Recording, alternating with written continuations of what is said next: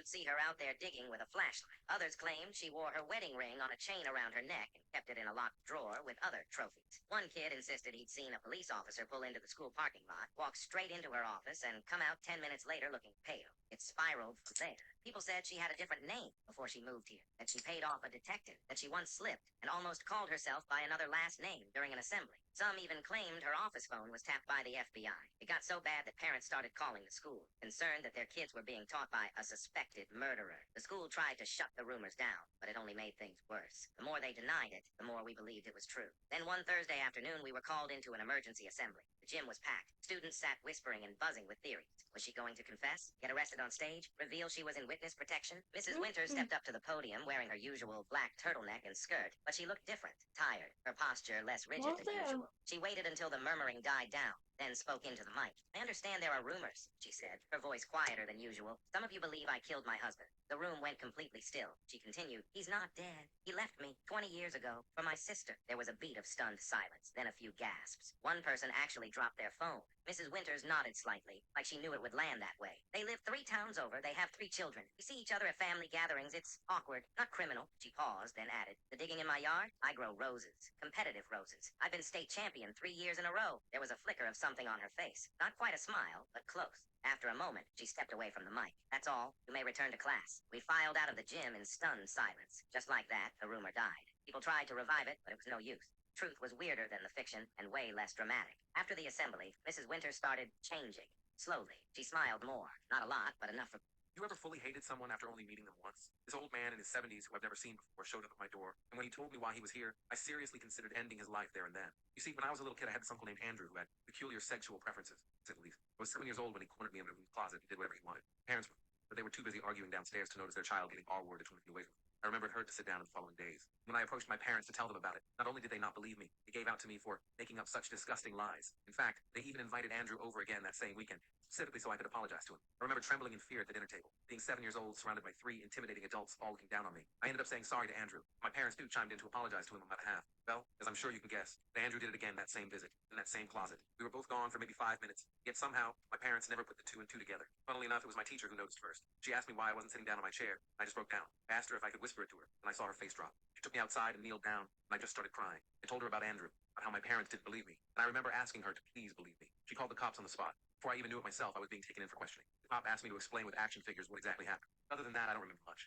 All I know is that I stayed with some random people for a while until the trial day came around. And although my parents were not on the stand, they might as well have been, because their face was in the news. Our whole town knew what they did. The case was overwhelming for 7-year-old me. They may have been monsters. They were still my family. I still remember how it felt getting up on the stand and in detail describing what he did to me. I remember how my father mouthed at me to shut up every time I opened my mouth, and how he mouthed, don't bother coming home, as soon as the sentence was given. My uncle was given 19 years, an especially harsh sentence because of his previous conviction relating to this. Watching him get taken away was hard. Watching my parents leave the courtroom without looking at me was even harder. Fast forward 21 years. 28 years old, and I had fully gotten over all the fucked up trauma that I went through as a kid. Or at least I thought I did. Until some old guy knocked on my door. I opened up. He had a suit on him as well as a briefcase. I told him he was probably at the wrong place, but he said no. Are you the nephew of Andrew? Insert his last name. My world stopped. Slowly nodded. And that's when he gave me a piece of news. A piece of news that made me fully realize how messed up our legal system was. He told me my uncle passed away. I originally went to respond that I didn't care. But he interrupted me and kept talking. Apparently, it was my uncle's closest living relative. My uncle had a lot of college debt left to pay off. $250,000 to be exact. Because college loans are the only kinds of loans that you cannot declare bankruptcy on. It means they can be passed down even after death. This is what happened to me.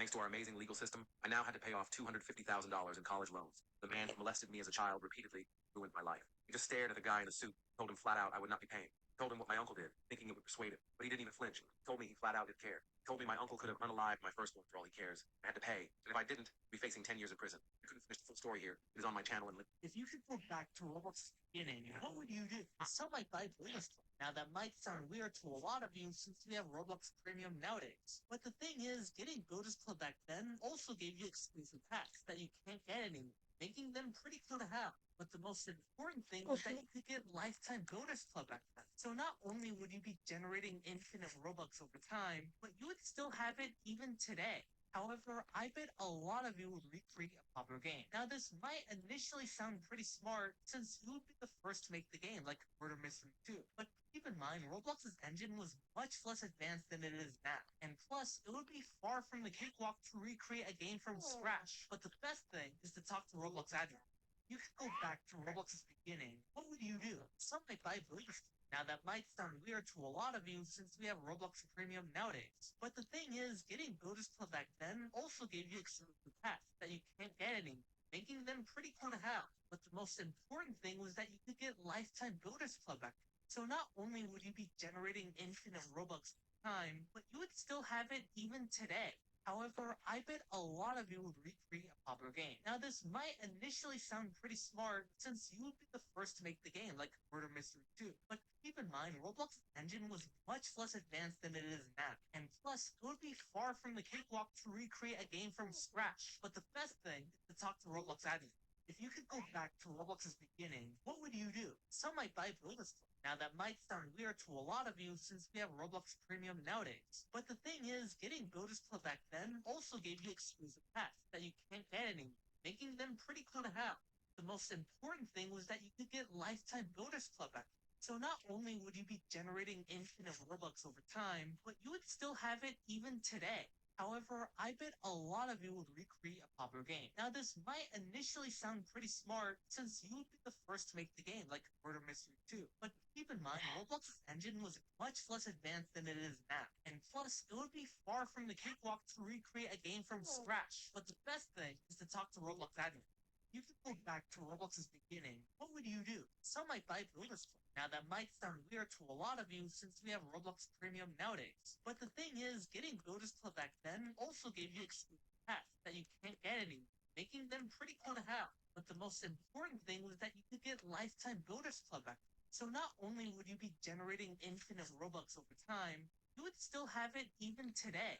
However, I bet a lot of you would recreate the game. I've been flying for almost 30 hours and flight attendants won't stop crying. 30 hours ago, I hopped on a late-night flight from New York heading to Los Angeles. After boarding, I saw that I had an entire row to myself. Takeoff passed without incident, and soon I was stretched out for a nap across the row. I slept for a few hours, I don't know how long, but I woke up to some severe turbulence. It's possible that the lights in the cabin went out for a moment, but I was so disoriented that it's hard to say. I checked my phone to see that it was 4:03 a.m., which I figured gave me about an hour until we landed. When I looked out my window, I was shocked to see nothing but wide open ocean. My jaw dropped. There's obviously no ocean between New York and Los Angeles. I hit the button to call the flight attendant and spent the next few minutes racking my brain for a lake that could have possibly been big enough to explain what I was seeing. I jumped when the attendant flipped off the light. She was grinning from ear to ear, and tears were pouring down her cheeks. "How can I help you, sir?" she asked. I froze for a moment at her reaction before deciding to just ask my question. "Where are we? Why does it look like we're flying over an ocean?" She wiped her cheeks to clear the tears, still grinning wildly. "Sir, we'll be landing in about an hour." Okay, thank you, I said. After she left, I checked the clock on my phone again. 4:03 a.m. blinked back at me. It hadn't changed. I had to have been waiting with my call light on for at least 5 minutes. How was it possible that it hadn't changed at all? I opened up my laptop and saw it too, displayed 4:03 a.m. I pulled out my phone, started a stopwatch in the app, and spent the next 2 hours looking back and forth between the clocks, waiting for them to change. They never did. I tapped the shoulder of an older woman sitting in the row ahead of me. She looked back, an annoyed expression across her face. "Yes?" she asked. "Do you know how long until we land?" I asked. She narrowed her eyes. "That flight attendant said it would be about another hour." I shook my head in confusion. "That flight attendant? We talked almost 2 hours ago. We should have landed already." She stared at me as if I was crazy. I was going to continue trying to convince her, but I felt a hand on my shoulder. I spun to see a male flight attendant grinning down at me, tears pinging off his cheeks onto my shoulder. "Sir, I'm going to ask you to calm down or I'll be calling the captain." I told him that wouldn't be necessary and sat back. He removed his hand and stepped away. The flight attendants continued to stop by every few hours, offering meals. My stopwatch continued to tick up and is now telling me that I've been on this plane for more than 30 hours. I've explored all of Coach and tried talking to some of the other passengers, but they've all told me that they're expecting to land in an hour or so. Around 3 hours ago, I tried getting into first class. I made it past the curtain but was escorted back by 2 grinning flight attendants. Their grips on my arms were like iron. "Sir, the seatbelt sign is on," one said. "Please remain in your seat with your buckle fastened. We'll be landing in about an hour." I'd just about given up hope when a woman came down the aisle dressed in a business suit. She didn't look at me or slow down, but she dropped a piece of paper onto my tray as she made her way to the bathrooms at the back of the plane. I shot a look around before unrolling. It said, "Are you stuck too?" I pulled out a pen and wrote, "Yes, it's been 30 hours." I folded the scrap of paper up and set it on the tray closest to the aisle. She left the bathroom and picked it up as she passed. It's been 20 minutes since then. I don't know why, but I don't think the flight attendants would like it if they knew we were talking. Doesn't matter. I have to do something. I've been flying for almost... So I installed this mod called Skyrim is Windy that makes trees sway more realistically in the breeze. I never actually played the game afterward because, like usual, I downloaded a ton of mods and then just moved on. I forgot